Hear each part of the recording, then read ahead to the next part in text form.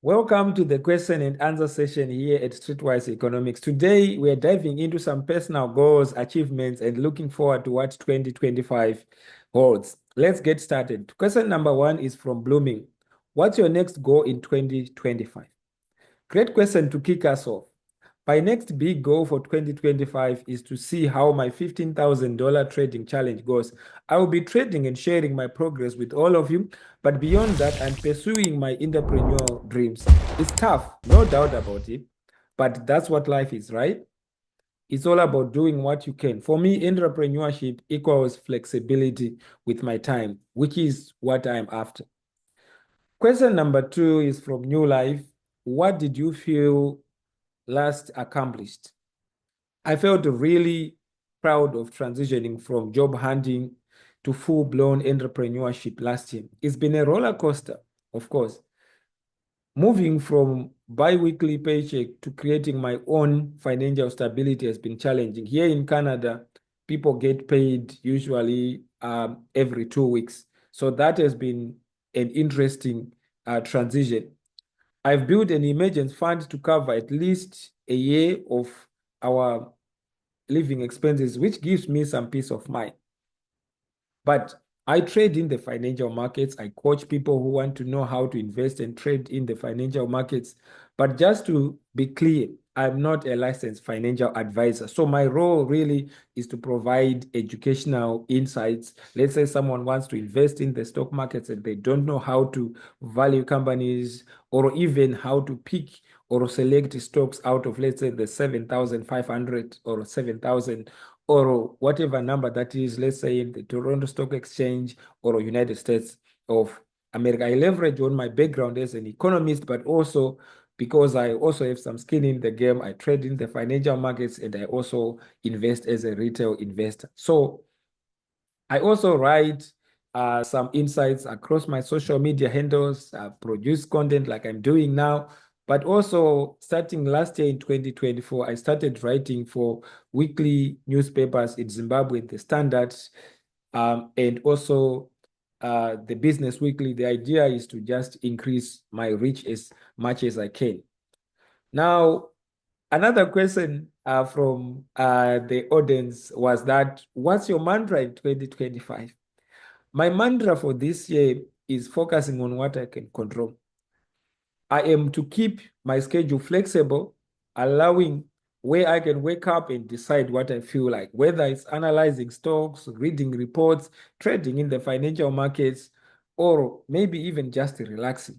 I've noticed that starting my day with a clear mind leads to a clear thoughts and more productivity. And I was watching this podcast from Monash, who is a very successful investor from the Monash funds, and he indicated that at some point he was a friend with Charlie Munger, who was a renowned investor. May soul rest in peace. He passed on last year in 2024.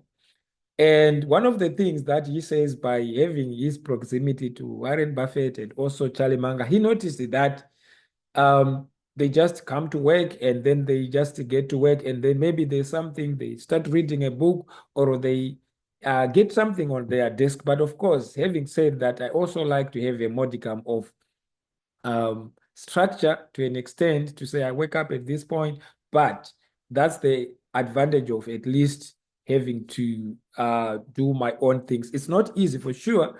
And, I'm not implying that it's a bad thing to have a 9 to 5 jobs. Actually, what I've seen is that with the entrepreneurial role that I have transitioned to, I tend to work even more hours because sometimes I'm just thinking about the next project or things that I may be intending to pursue. Now, the fourth question was from Reese.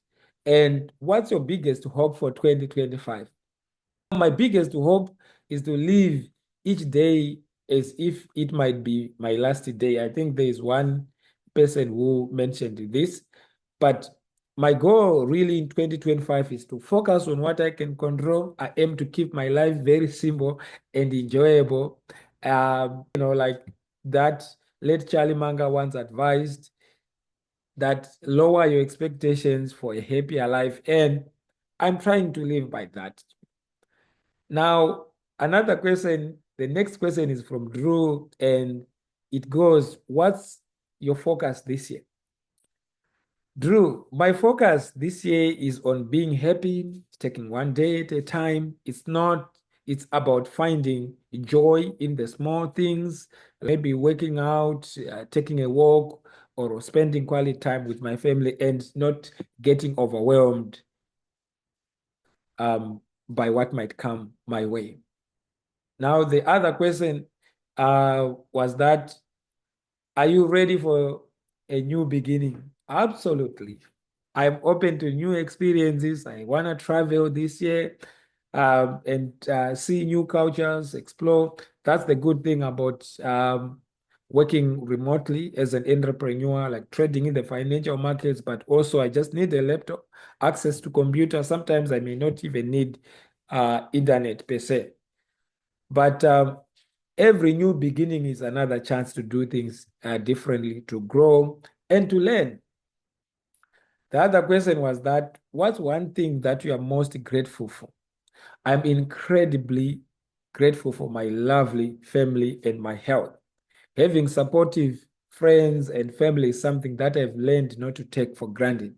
I cherish close bonds with a few close friends over numerous special occasions, be it coming over or going over to their places and having dinner, or be it a Zimbabwean or some other Canadian cousins.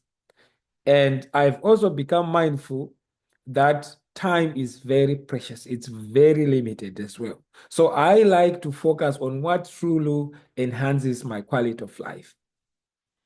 So that's it. Thanks for joining me for this question and answer session. If you are inspired or have any of your own questions, don't forget to subscribe and check out my weekly newsletter at www.streetwiseeconomics.com for more insights into finance, trading, and personal growth.